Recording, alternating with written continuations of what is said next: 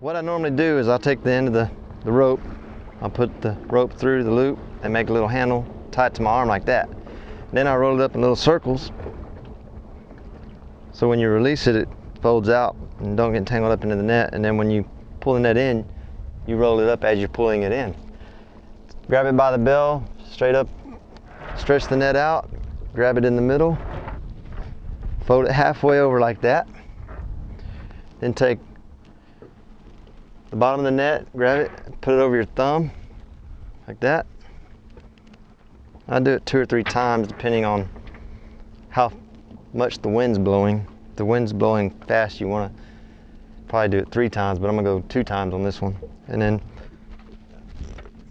I just swing it, and then as I swing it and release it, I twist my wrist so it puts it out in a circle. Most of the time it'll spread evenly. And then as you notice, I'm pulling it in and rolling up the rope at the same time.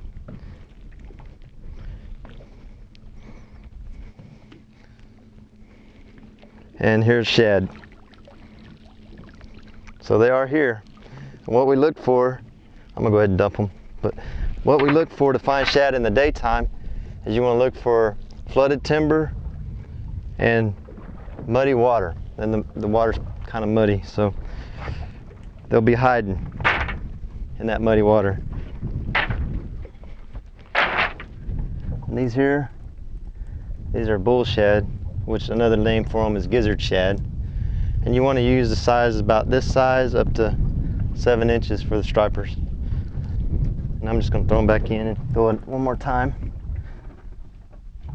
Most of the time, when a school of shad swim by, you'll have so many in the net, it's so hard to pull the net up because so much weight. And I did it twice again. And just keep repeating it.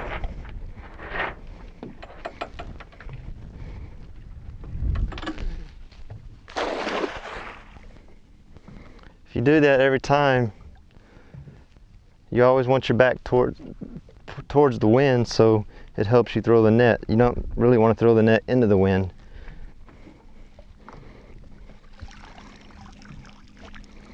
And we have a few more little shad here.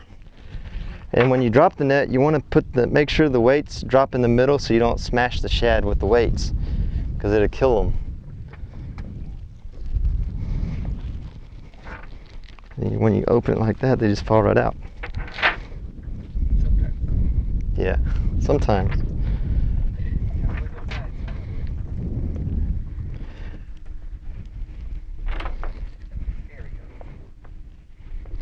Yep. Sometimes you can come out here and throw for a couple minutes or throw for a couple hours. It just depends on if you hit a school of shad when they're swimming by.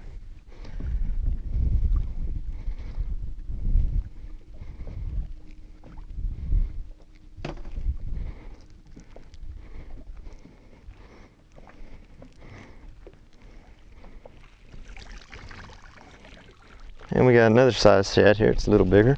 And that's the perfect size right there for stripers. That right there will catch a 15-pound striper when they're biting.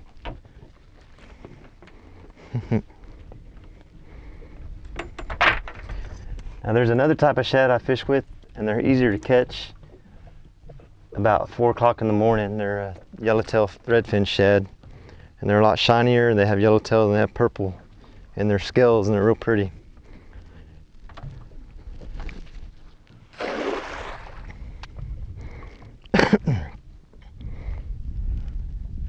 We're in about 6 foot of water right now. Sometimes you have to go deeper to catch the shad. It's just right now they happen to be in 6 foot.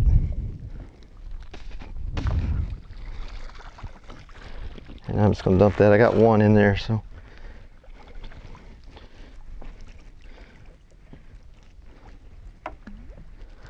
Okay, now to roll up a net, you just drop all of it on the bottom of the floor or wherever you're at. Squeeze the net, pull it down, have the weights in a ball, then take the net and just wrap around it. And then after you get the net wrapped around, then wrap the rope around it.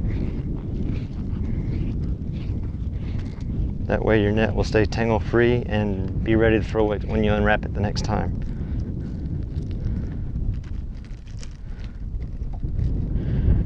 And that's that for throwing cast net for shad.